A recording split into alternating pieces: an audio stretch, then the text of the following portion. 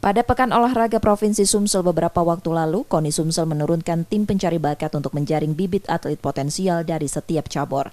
Tim pencari bakat berasal dari pengurus cabur. Para atlet potensial yang terpilih akan dibina intensif.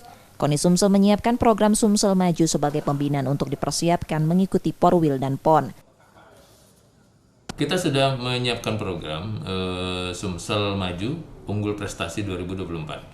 Di sini nanti akan kita godok menjadi kawah candra di muka bagi atlet-atlet produk dari Porprov ini. Kemudian juga atlet-atlet nanti hasil pantauan kita, walaupun dia tidak ikut di Porprov, tapi mungkin di luar itu dia punya prestasi. Ya, ini juga akan menjadi perhatian kita, akan menjadi pertimbangan kita untuk direkrut menjadi atlet binaan KONI Sumatera Selatan.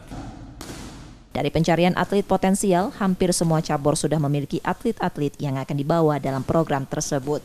Nur Muhammad, Kompas TV, Palembang, Sumatera Selatan.